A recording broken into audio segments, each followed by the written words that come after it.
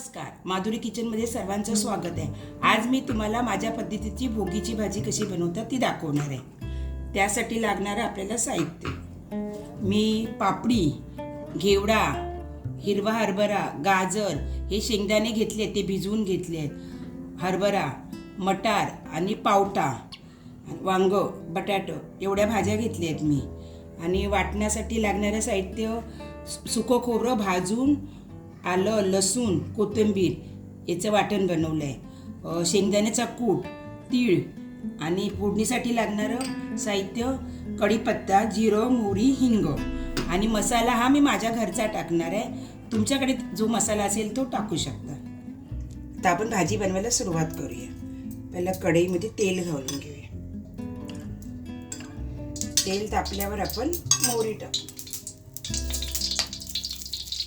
आपली मोहरी तडतडली, आता आपण एक हिंग घालूया,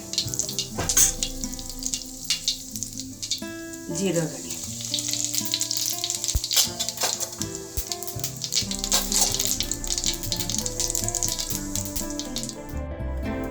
आता आपण याच्यात कढीपत्ता टाकूया। कढीपत्ता आपण फोडून टाकायचा, वास छान लागतो।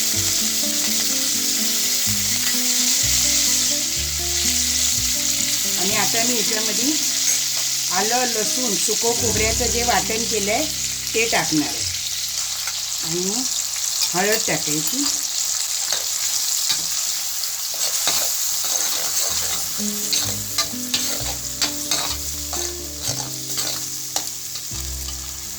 त्यानंतर याच्यामध्ये मसाला, हा माझा घरचा मसाला आहे, आपल्या घरी जो मसाला असेल तो टाकायचा, काळा मसाला, मालवणी मसाला कुठचा असेल तो टाक।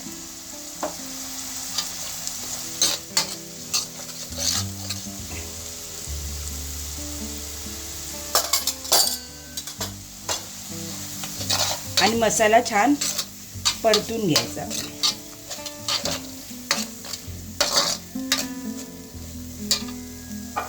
ह्याच्यात मीठ टाकायचं,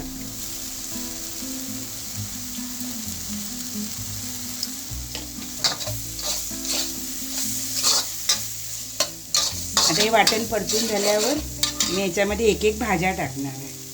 काही काही लोक भाज्या उकडून घेतात, मी उकडून नाही घेत, अशाच वाफेवर शिजवणार।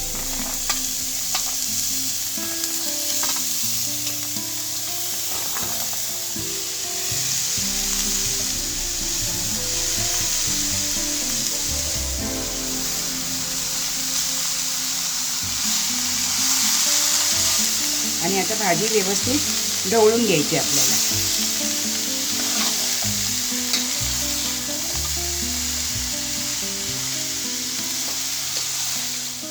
आता आपली भाजी व्यवस्थित परतून झाली आहे।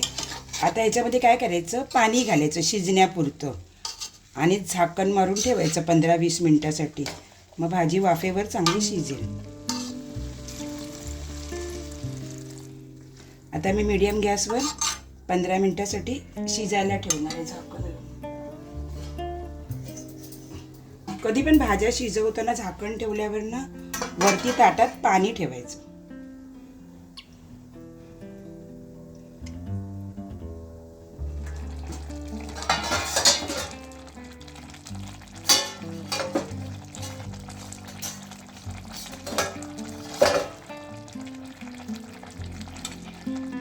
आता आपली भाजी शिजली आहे।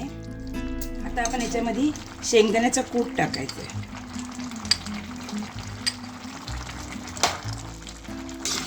आणि मग तीळ टाकूया आपण।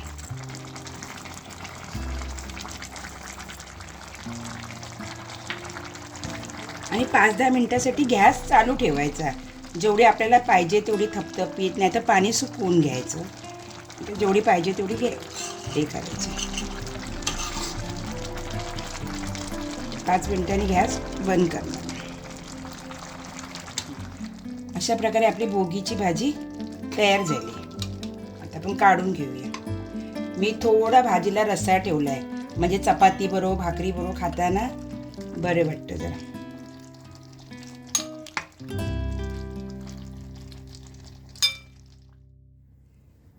अशा प्रकारे आपली भोगीची भाजी बनून तयार झाली आहे.